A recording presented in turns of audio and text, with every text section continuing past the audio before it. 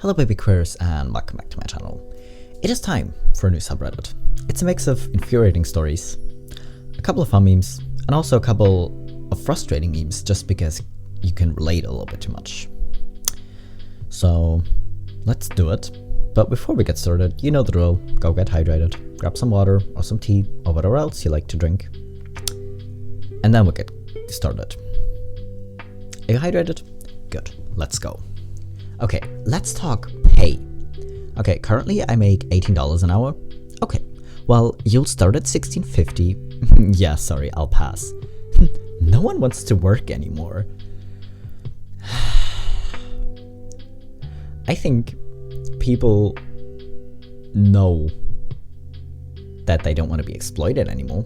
And if you have the choice to stay a job where you're making more money, if the conditions aren't too bad, like if it works overall, if you're just like looking for something new because you want a new challenge or because you're kind of getting bored and you know you want to do something else, honestly, why would you settle for less pay?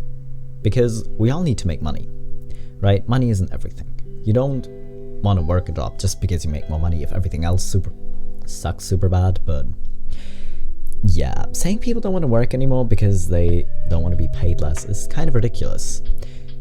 You don't want to make less money as a company either, so why would you think an individual would want to make less money? You know? When Elon Musk's personal assistant Mary Beth Brown asked for a raise in 2014, he told her to take 2 weeks off work so he could see how valuable she really was. After the 2 weeks, he took over her job and fired her. He fired his assistant for asking for a raise. That is kind of ridiculous, because asking for raises is something people do and should do regularly, because if the cost of everything rises, it's not necessarily of how well, I mean, if you don't need an assistant, why would you pay for one? Sure, but honestly, I do think you need an assistant, and you're just gonna look for someone new who's gonna take over for less pay, I guess, and that's just sucky. The economy has shafted millennials, and now it wants their offspring too. Yes, we know you can't afford to have children, but if the economy tanks because of the low birth rate, you'll be to blame. Yes, people have decided to stop existing because of the unsustainable economic conditions we created. At this rate, there will be no one left to exploit for profit. How dare those peasants?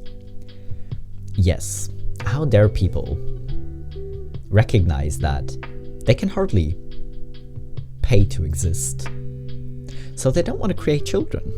Wow, go figure. Yeah, makes sense, right?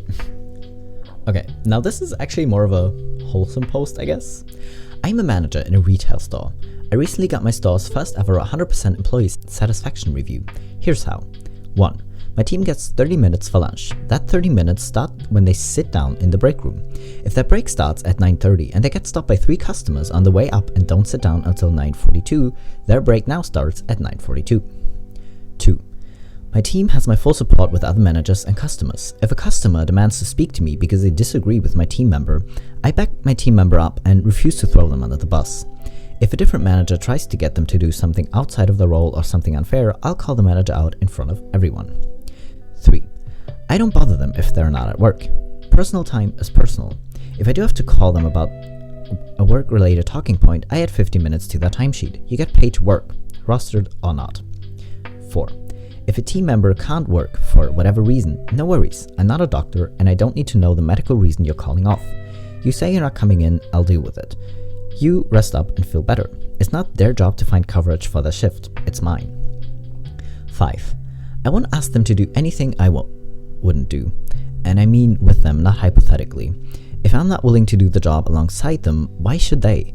They'll never be dirty, unsafe, or injured when I give them a task. 6. Unfortunately, I can't control pay, that's above my level, but I'm working to get there. However, I can make sure they get free drinks and food on top of as much benefits as possible when they work with me. This mindset has enabled me to become the most effective and successful manager in the store. My team loves working with me and I love working with them. Other managers often question why I get such loyalty and great results when I'm not a slave driver like them. I'm trying to convince them that we owe our loyalty to the team we work with, not the shareholders of the company we all work for. If you're a manager anywhere, try these methods, see if your team improves. It's never too late to change. this might be the only super wholesome post I found, because usually you just see managers working the other way around to be like, well, I'm gonna just work with the company's interests in mind, which, yeah, if you're a manager, you need to do. But you can't do that by constantly exploiting your workers and constantly like throwing them under the bus in front of customers or something. Like, sure, you can, but you're not gonna have it's not even about the ratings, but you're not gonna have happy workers.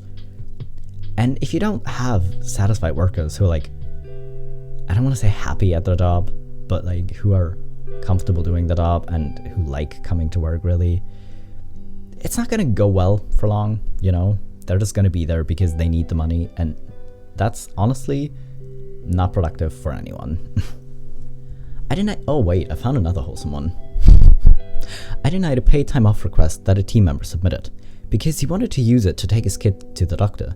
When I denied the request, he called me in semi-panic, and I had to explain to him, that's not how I do things. I went on further to tell him not to worry about the official request and just go. Put up an OOO automatic reply and check the emails when you get back. I'm a millennial. I've been in a leadership position for well over a decade now. The fuck am I about to make a young dad use his well-earned paid time off to take his kid to the doctor, take him, grab ice cream on the way home, and maybe even a detour to the park? Errands are not PTO worthy. Taking a car to the shop is not PTO worthy. Taking care of your freaking offspring is not PTO worthy. While I do my best, and I'm definitely far from perfect, I swear I try. The idea that we're all just cogs in the machine of corporate servitude must end. People over profits. Wow, wholesome managers. Impressive.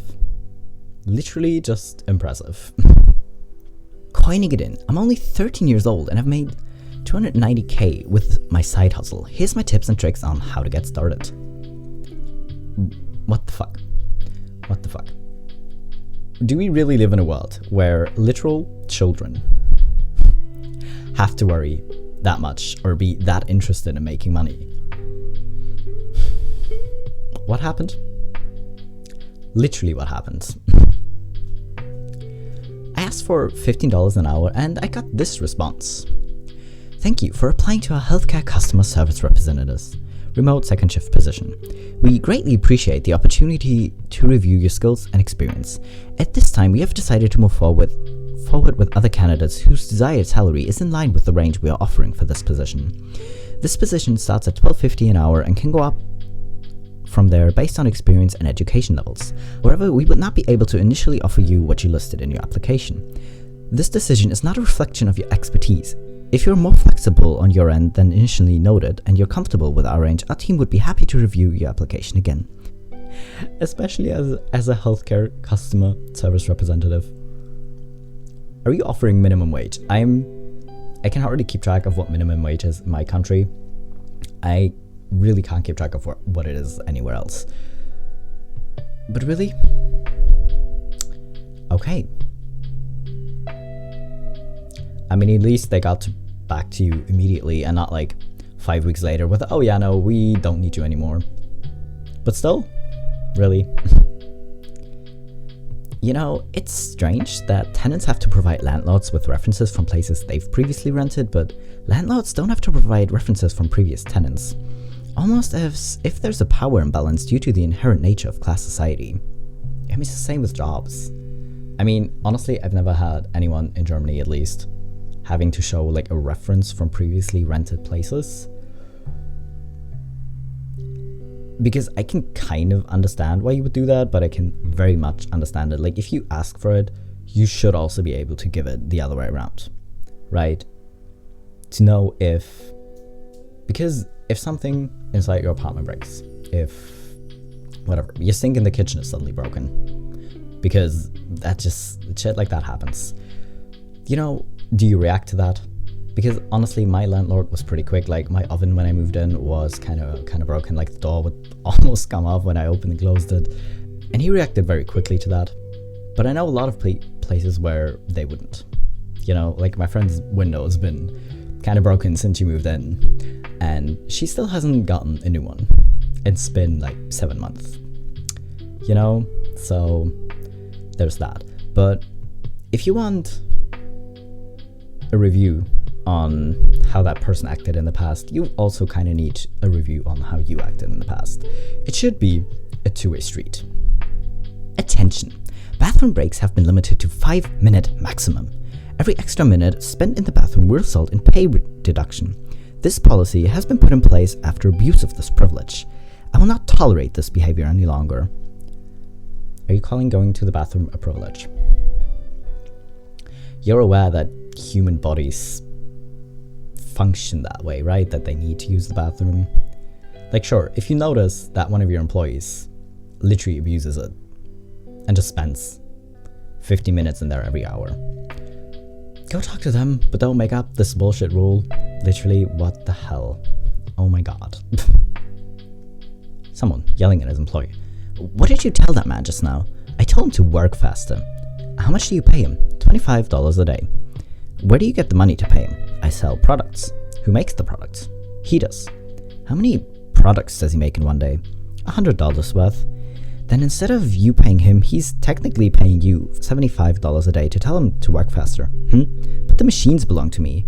And how did you get the machines? I sold products and bought them. And who made those products? Shut up, he might hear you. Yeah, literally. Literally. I mean, in order for a business to work, the employees need to create more profit than they're being paid for in money. Sure. But if the gap between how much he's making and how much you're making profit off of him is too big, I'm just gonna call it exploitation, you know? Okay, we should all advocate for 5-hour workdays max. I work in a difficult job in a professional setting, and I'm not very productive past maybe 4 or 5 hours max of work. Anything more and I'm spent, and whatever I produce is garbage. I'd rather get no lunch and leave early after 4 or 5 hours. Anyone with me? No point in making me stay when I won't produce anything of substance after a few hours. Yeah, I used to do a highly productive 6 hours and then leave. I was salaried and did on-call work all the time as well that I wasn't paid extra for. I also worked weekends and evenings for extra meetings all the time. I got lectured for not working hard enough by a supervisor who had literally no idea what I actually did. So now I have a different job. Yeah, that seems fair. Because literally, you should get paid for the work you're doing. And if they're pretending like you don't work, or if you don't work enough, when they're kind of ignoring all the things you're doing extra that you need to do, kind of like if for your job you need to do evening shifts or take calls in the evening, you should also be paid for those. So if you only do like 6 hours, whatever, you get to work at 9 and then you leave after your 6 hours and then do the evening calls, and you still get paid for them because you're paid for an 8-hour job or something, that's fair. But lecturing your employees when you don't even know and like not listening to them when they tell you is rubbish. It's rubbish. Oh my god. But listen, productivity is so different from person to person. Like for me, I'm usually like most productive at like between 2 and 5 and then in the evening.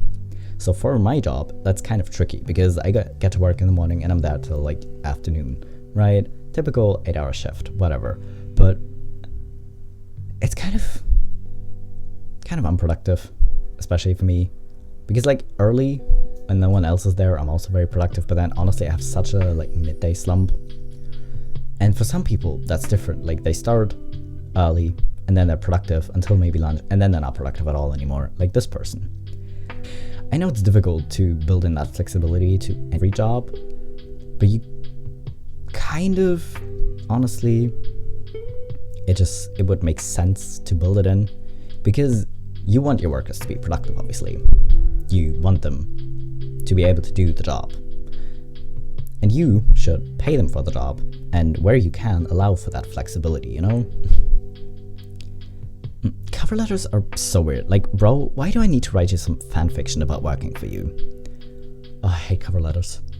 I hate them so much. I hate them so much. They're so rubbish, because all you're doing is kind of bullshitting about the position that's written out. Like if they've written they want specific traits, you kind of just build those into your cover letter, and it's just really weird. It's kind of weird. Oh my god. But you're still coming to work though, right? Like, it's only flesh wound, you'll be fine. You know, just pull yourself together and get to work. Now this is apparently, I don't know, First or Second World War. 8 hours for work, 8 hours for rest, 12 hours for what we will. Honestly, this seems like a very nice split, because honestly, the whole anti-work subreddit in general, like, mostly people don't want to be exploited. And I kind of think the title anti-work is misleading, because work as we do it now, yes, very, very against it, really. But working in and of itself, or creating something or doing something, people aren't against that, you know?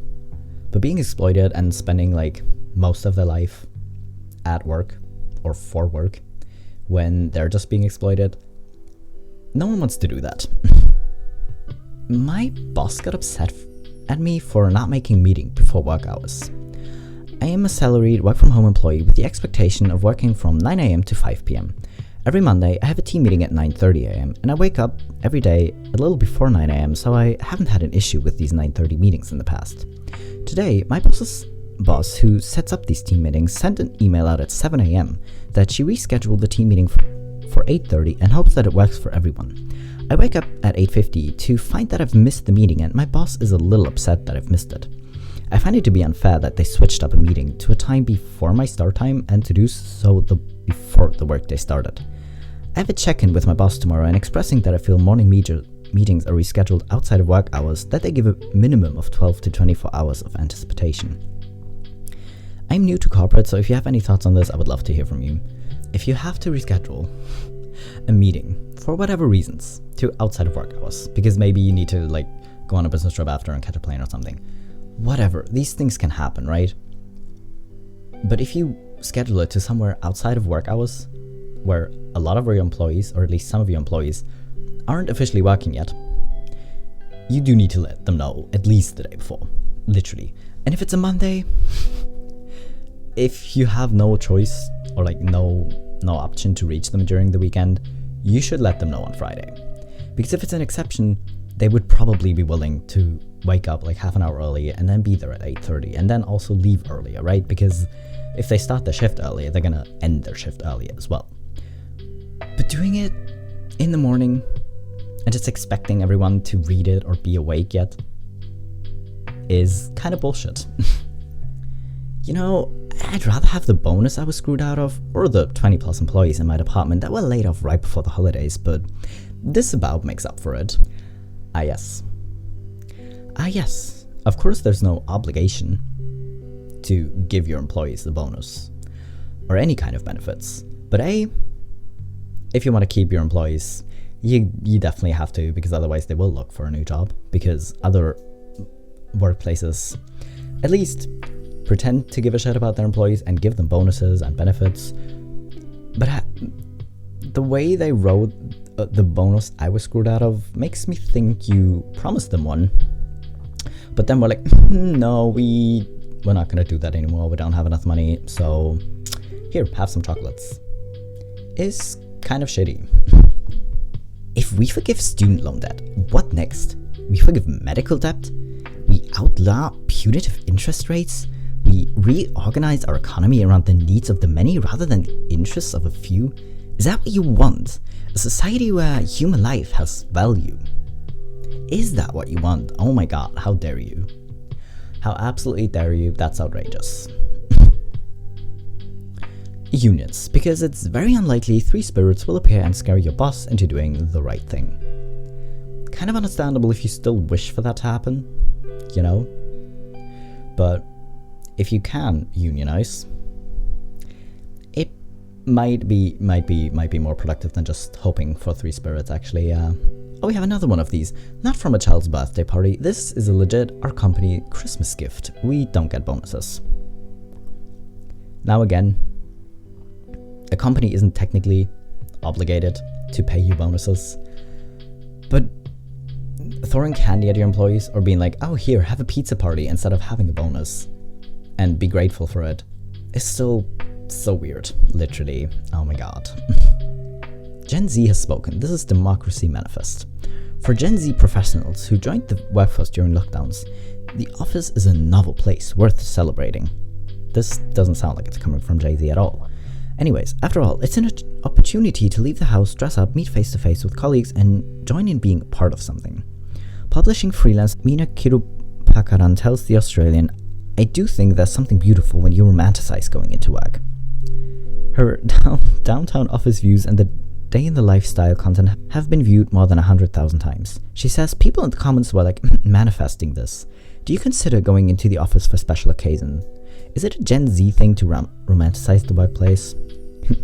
What elements of going into the office do you romanticize? Getting dressed up? Being in architectural spaces? None. I prefer to work from home. Other, share in the comments. Yeah, I feel like most people would prefer to work from home. For me, I kind of like a mix, but I can honestly kind of understanding like wanting to work completely remote. But listen, if you have to romanticize something to want to do it or to be able to motivate yourself to go to work, that's not really a positive thing. Like if I have to romanticize going into the office for me to not feel like dying every time I have to,